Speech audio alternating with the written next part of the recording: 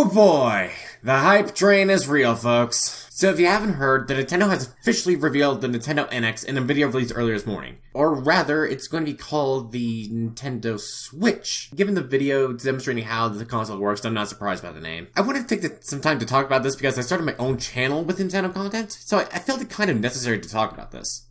Well, rather, that's like 1% of my reason, because the other 99% is because there's so much to gather just from this one video. From the start, we're greeted with Zelda Breath of the Wild. This isn't a surprise really, as we've known that it was going to be both on the Wii U and this console when the game was announced. What's important about this though is the timing. At the end of the video, we're told that the console will be released in March 2017. By then, the Wii U version of the game would be out for a couple months. So based off of that time difference, I wouldn't be surprised if Breath of the Wild were to be a launch title for the Switch. If it is, we're going to be seeing a lot of early sales. More on that later. We're then greeted to a look at the console itself. Unlike past consoles from pretty much every company ever, this console has a detachable segment. It becomes a small monitor of sorts. I'm hesitant to call it a tablet because the video doesn't show any touchscreen capabilities like the Wii U gamepad.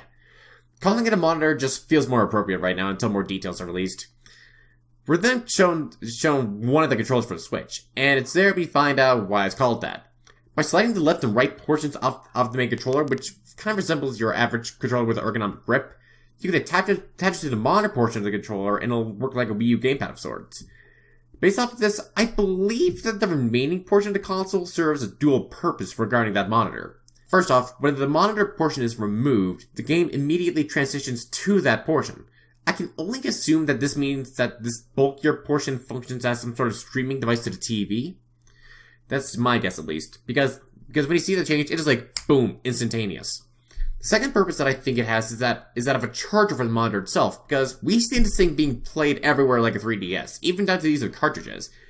This pretty much says that the battery for the system is in the monitor portion, so having the other portion being used as a charger just makes sense. Going back to the actual controller, the video shows us that the parts removed from the base controller don't have to be attached to the monitor in order to be used. Rather, they can be held in fashion similar to the Wiimote and Nunchuck controllers of old if you stand the monitor up.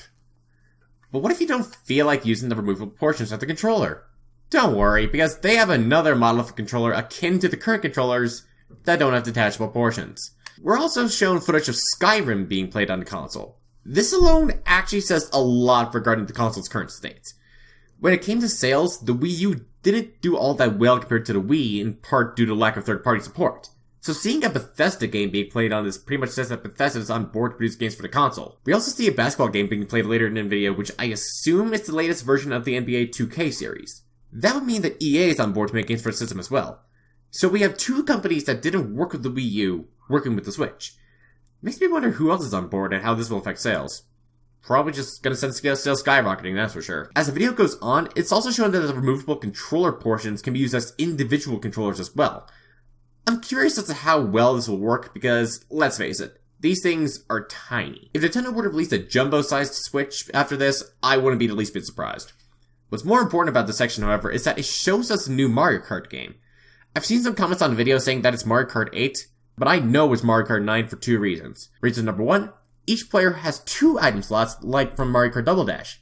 Mario Kart 8 only has 1.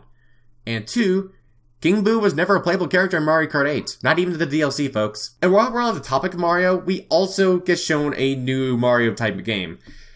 And based off the gameplay style, it looks like it's going to be playing similar to Mario 64, seeing as how the triple jump is present, whereas it was absent in games like Super Mario 3D World. It's later shown that multiplayer can be utilized with more than one Switch screen.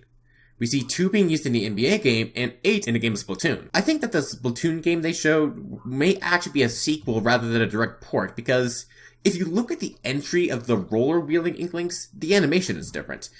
In the original, they enter holding the roller kind of like a baseball bat, but here, the roller hangs over the shoulder behind the neck of some sorts. If they were going to make a full-on port of the game, I don't think Nintendo would just waste their time on just a single animation. And while we're talking about Splatoon, MLG Nintendo competitions confirmed? Who knows? Overall, I wasn't disappointed by this reveal, and you can bet that I'm going to get this and play some games on it for you guys.